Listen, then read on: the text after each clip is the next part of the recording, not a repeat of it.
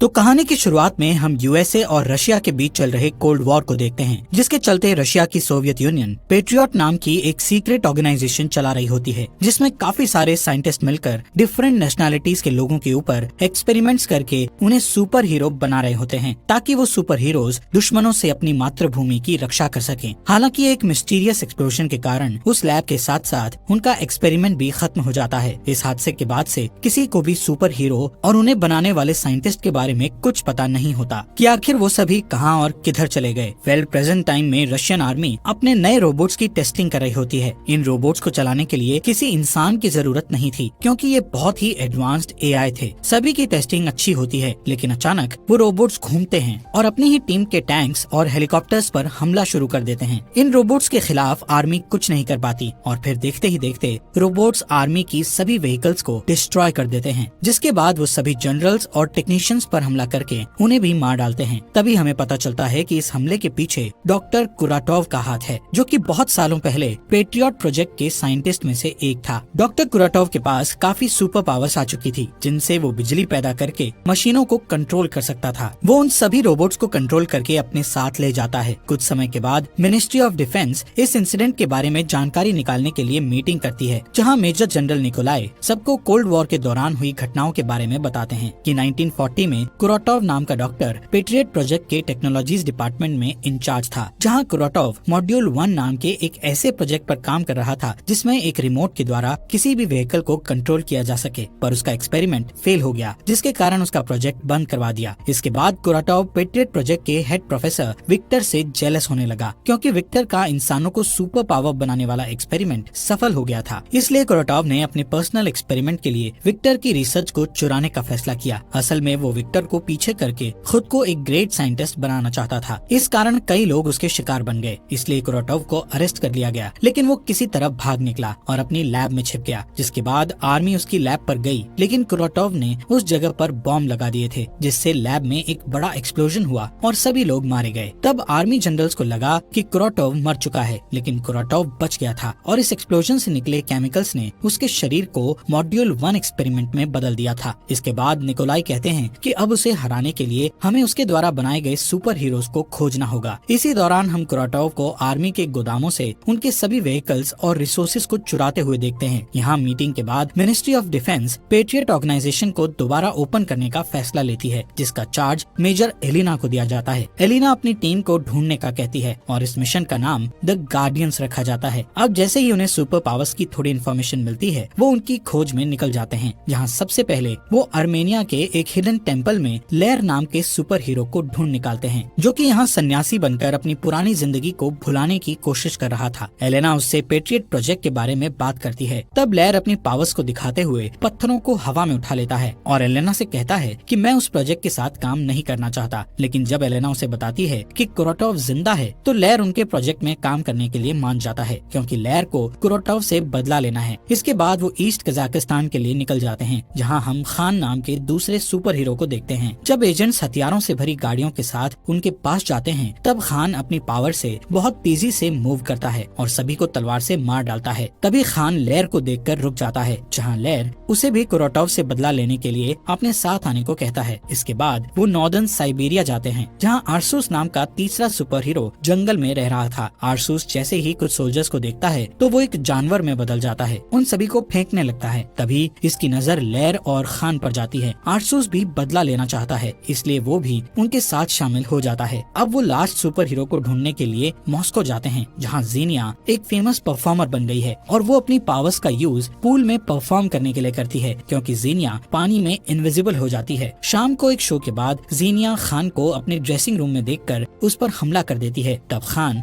Fight को रोकने के लिए तेजी से मूव होकर दूसरी ओर खड़ा हो जाता है। इसके बाद वो जीनिया को याद दिलाता है कि वो उसका दोस्त है, पर जीनिया उस पर दोबारा अटैक करती है। तभी वहाँ लेयर आता है और जीनिया उस पर भी अटैक करती है। इस फाइट में लेयर जीतता है, क्योंकि उसी ने जीनिया को फाइट सिखाई थी। तभी आर्सूस वहाँ आता है और जीनिया को समझाता है कि हम सभी अपनी पावर्स के कारण पिछले 40 साल से जवान हैं। साथ ही कहता है कि भले ही तुम हमें याद ना करती हो, लेकिन तुम उस आदमी से बदला लेने के लिए हमारे साथ आ सकती हो, जिसने हमें ऐसा बनाया है। उसी दौरान हम कुराटोव को देखते हैं, जिसने अपनी क्लोन आर्मी को बना लिया होता है। वहीं सभी लोग अब पेट्रियट हेडक्वार्टर्स आ जाते हैं। जीनिया बताती है कि उसे सिर्फ 1970 1978 के समय की मेमोरी याद है, जहां डॉक्टर्स ने उसे सेवास्टोपोल के पास देखा था, लेकिन उसकी पहचान कोई नहीं कर सका। उसे सिर्फ उसकी रिंग से अपना नाम पता चला, लेकिन डॉक्टर्स ने कहा था कि टाइम के साथ उसकी मेमोरी वापस आ जाएगी, लेकिन अभी तक ऐसा नहीं हुआ था। इसके बाद ज़ीनिया ने नोटिस किया कि उसकी एज बढ़ नहीं रही है, इसलिए वो लोगों की नजर में आने से बचने के लिए ट्रैवल करने लगी। ज़ीनिया अपनी पावर्स के बारे में बताती है कि वो पानी में इनविजिबल हो सकती है और किसी भी सिचुएशन के अकॉर्डिंग अपनी बॉडी के टेम्परेचर को कंट्रोल कर सकती है। इसी दौरान एलेना की टीम का एक ऑफिसर वहाँ आता है और उन्हें बताता है कि उन्होंने कुरोटोव को एक कबाड़ खाने में नोटिस किया है और वो उस एरिया को अपने कमांड सेंटर की तरह यूज कर रहा है। इसके बाद सभी उस जगह पर पहुँचते हैं जहाँ बारिश होते देख ज़ीनिया खुश हो जाती है और पानी में भीग कर इनविजिबल हो जाती है। तभी उन्हें पता चलता है कि किसी ने उनके सिग्नल को जैम कर दिया है, इसलिए वो अब हेडक्वार्टर से कम्युनिकेट नहीं कर पाएंगे। अब वो चारों अलग अलग जगह से हमला करने के लिए एक दूसरे से अलग हो जाते हैं, जहाँ ज़ीनिया बिना परवाह किए अंदर चली जाती है। यहाँ कुरोटोव के गार्ड्स के पास स्पेशल गॉगल्स होते हैं जिनसे उन्हें ज़ीनिया का बॉडी टेम्परेचर दिखाई देता है, इसलिए वो तुरंत अपने स्पेशल वेपन से ज़ीनिया को फ्रीज कर देते हैं। दूसरी ओर आरसूस और खान अपनी पावर से ज्यादा लोगों को मारने लगते हैं। जब खान चलना बंद करता है तब गार्ड उस पर पैरालाइज डार्ट से अटैक करके उसे रोक देता है। वहीं आरसूस को भी एक जाल में फंसाकर पकड़ लिया जाता है। इधर बिल्डिंग के अंदर लहर अपनी बॉडी को पत्थरों से ढकने से पहले एक छोटा भूकंप लाता है और सभी गार्ड्स को मार देता है। तभी वहाँ कुरोटोव आता है और लहर पर हमला करना शुरू कर देता है, लेकिन कुरोटोव को लहर के अटैक से फर्क नहीं पड़ता है। कुरोटोव लहर पर हावी हो जाता है और उसकी पीठ तोड़कर उसे घायल कर देता है। इसके बाद हम लहर, खान और आरसूस को कुरोटोव की फोर्स फील्ड सेल में बंद देखते हैं, जहाँ कुरोटोव उनसे कहता है कि मैं तुम्हारी सभी पावर्स और खामियों को जानता हूँ, इसलिए मैंने अपने गार्ड्स को इस तरह के हथियार दिए हैं जिनसे वो तुम्हें पकड़ सकें। यहाँ कुरोटोव उन लोगों को अपने साथ जुड़ने के लिए कहता है, पर आरसूस उसका साथ देने से साफ मना कर देता है, जिस पर कुरोटोव उन्हें सोचने के लिए 24 घंटे का समय देता है। तभी आरसूस अपने चाकू को कुरोटोव की ओर फेंकता है, लेकिन ये एक फोर्स फील्ड है, इसलिए उसका चाकू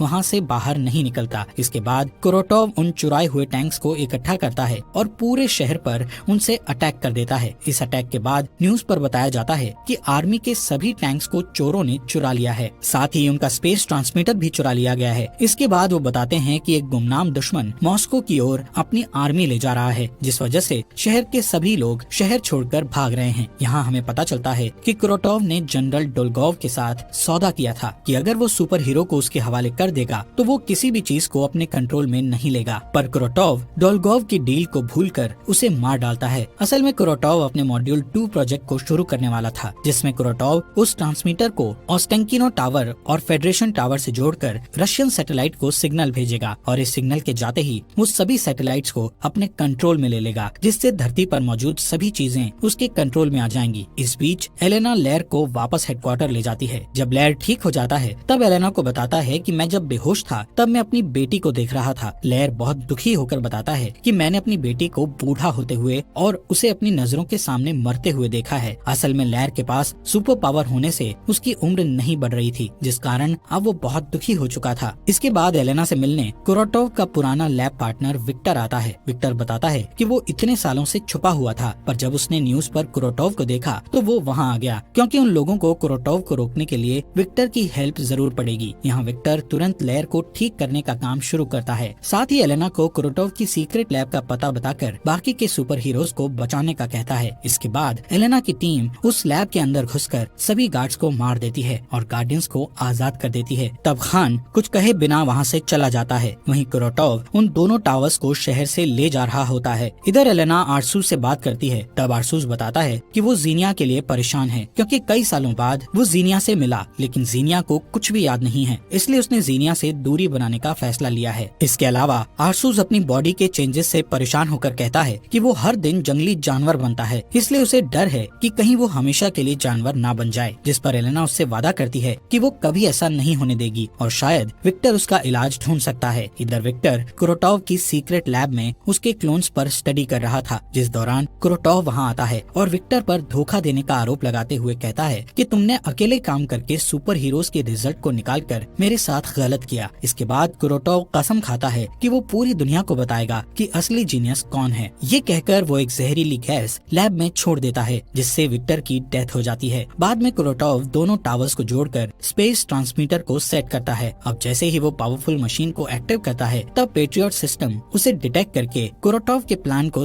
समझ जाता है, इसलिए वो उसे रोकने के लिए फाइटर प्लेन का एक ग्रुप भेजते हैं, जिस पर कुरोटोव आर्मी के चुराए रोबोट्स को फाइटर प्लेन के ऊपर गोली चलाने के लिए कहता है, जिस कारण सभी प्लेन बुरी तरह तबाह हो जाते हैं। दूसरी तरफ बिल्डिंग के ऊपर खान को देखते हैं। तब एलेना उससे उसकी परेशानी पूछती है, जिस पर खान बताता है कि उसका एक भाई था जो अच्छा फाइटर था और खान उसी की तरह बनना चाहता था। फिर उसे कुरोटोव मिला, जिसने उसे पावरफुल बना दिया। जिसके बाद खान ने अपने भाई को फाइट चैलेंज दिया, पर खान ने फाइट के दौरान अपना कंट्रोल खो दिया और अपने भाई को मार डाला। ये सुनकर एलेना उसके साथ सिंपैथाइज करते हुए याद दिलाती है कि अभी शहर को उसकी जरूरत है। इसके बाद सभी फिर से एक साथ होते हैं, जहाँ एलेना गार्डियंस को बताती है कि उन्होंने उनके लिए नए सूट्स और वेपन बनाए हैं। आरसूस को टारगेटिंग सिस्टम वाली एक तोप मिलती है। ये तोप आरसूस के नर्वस सिस्टम से जुड़ेगी और जहाँ भी आरसूस का एग्रेशन फोकस होगा तोप उसे अपना टारगेट बना लेगी। लेकिन इसके अलावा जब आरसूस पूरी तरह बीस्ट मोड में बदलेगा तब तोप फुल्ली ऑटोमेटिक हो जाएगी। वहीं खान का सूट उसे हर तरह के डैमेज से प्रोटेक्ट करेगा। इस सूट में बुलेट्स, ब्लेड्स के साथ साथ हर तरह के इंजेक्शन को रोकने की पावर होती है। अब लेयर के सूट को देखते हैं, जिसकी मदद से लेयर के पास हमेशा पत्थर मौजूद होंगे। साथ ही एक स्पेशल चाबुक देते हैं, जिससे लेयर अपनी इलेक्ट्रोमैग्नेटिक पावर को यूज करके दुश्मन को मार सकता है। वहीं जीनिया को उसका सूट दिखाते हैं, जिसे पहनने के बाद जीनिया कभी भी इनविजिबल हो सकती है। साथ ही वो किसी भी चीज को टच करके उसे भी इनविजिबल कर सकती है। इसके बाद चारों अपने नए हथियारों के साथ प्रैक्टिस करते हैं। स्टार्टिंग में उन्हें प्रॉब्लम्स आती है, लेकिन अच्छी ट्रेनिंग के बाद वो उन्हें कंट्रोल करना सीख जाते हैं। यहाँ कुरोटोव सिग्नल भेजने के लिए टावर्स को चार्ज कर रहा था, इसलिए गार्डियंस टीम के पास उसे रोकने के लिए सिर्फ 1 ही घंटा होता है। टीम टावर की फोर्स फील्ड को डिस्ट्रॉय करने का मिशन बनाती है, जिसके कंप्लीट होने के बाद उन्हें जल्दी से भागना होगा, क्योंकि जल्द ही रॉकेट लॉन्चर्स पूरे मॉस्को को खत्म कर देंगे। इसके बाद लेयर सबवे टनल से कुरोटोव के एरिया में घुस जाता है और बड़ी आसानी से सभी गार्ड्स को मारने लगता है। दूसरी ओर आरसूस और जीनिया सड़कों पर खड़े पहरेदारों से फाइट करते हैं। जीनिया सभी को इनविजिबल होकर मारती है और आरसूस बीस्ट मोड में जाकर सबको मार डालता है। इसके बाद जीनिया मॉल में लेयर से मिलने के लिए आरसूस के ऊपर बैठ कर जाती है। इधर खान प्लेन से टावर तक पहुंच जाता है, पर रोबोट्स उसके प्लेन पर अटैक करते हैं, इसलिए खान को प्लेन से कूदने में परेशानी आती है। दूसरी तरफ आरसूस, लेयर और जीनिया वहां से कुरोटोव के टावर तक पहुंचने के लिए एक बड़े पाइप को पार करना शुरू करते हैं, जिस दौरान गार्ड्स एक साथ उन तीनों पर गोलियां चलाने लगते हैं, जिससे आरसूस फिसल जाता है और लेयर ढाल बनाने के लिए अपने चाबुक को एक्टिव करता है। तभी खान प्लेन से कूदता है और गोली चला रहे गार्ड्स को नीचे गिराकर मार डालता है। इस बीच कुरोटोव की लैब में एलेना को विक्टर मिलता है, जो कि जिंदा था, पर उसके पास ज्यादा समय नहीं बचा था। विक्टर एलेना को बताता है कि अगर सारे सुपर हीरोज अपनी पावर को एकजुट करेंगे तो उनकी पावर्स और भी बढ़ जाएगी, जिससे वो कुरोटोव को आसानी से मार सकेंगे। इसके बाद चारों गार्डियंस टावर में जाते हैं और कुछ गार्ड्स को मारने के बाद वो जनरेटर के पास पहुंच जाते हैं। तब जीनिया जनरेटर को अपनी बॉडी की गर्मी से शॉर्ट सर्किट करने के लिए पकड़ लेती है, जिससे जीनिया को बहुत तकलीफ होती है, पर वो टावर के चारों ओर फोर्स फील्ड को बंद करने में सक्सेसफुल हो जाती है। आरसू जीनिया को गिरने से ठीक पहले पकड़ लेता है। इसके बाद आर्मी उस टावर को डिस्ट्रॉय करके कुरोटोव को मारना चाहती है, लेकिन एलेना उन्हें इंतजार करने के लिए कहती है, ताकि गार्डियंस को कुरोटोव से बदला लेने का चांस मिल सके। गार्डियंस कुरोटोव से लड़ने उसके पास जाते हैं, जहां कुरोटोव अपनी पावर से आरसूस की तोप और लेयर के चाबुक को आसानी से डिसेबल कर देता है। इसके बाद वो खान को भी पीटता है। तभी जीनिया इनविजिबल होकर उसे चकमा देती है और लेयर को छूकर उसे भी इनविजिबल बना देती है। इस तरह वो दोनों मिलकर चाबुक से कुरोटोव को पकड़ लेते हैं। तब खान उसे ब्लेड से मारने की कोशिश करता है, लेकिन कुरोटोव बहुत स्ट्रॉन्ग था, इसलिए वो खुद को शॉक वेव से फ्री करके तीनों गार्डियंस को पीछे धकेल देता है। तभी आरसूस बीस्ट मोड में उठकर कुरोटोव पर अटैक करता है, लेकिन कुरोटोव उसे भी मारकर घायल कर देता है। इसी दौरान आर्मी उस जगह को ब्लास्ट करने के लिए मिसाइल्स लॉन्च करने का ऑर्डर देती है। यहाँ खान एक प्लेन को उड़ते देखकर अपनी ग्रैपल लाइन को उससे जोड़ता है और अपने सभी साथियों को लेकर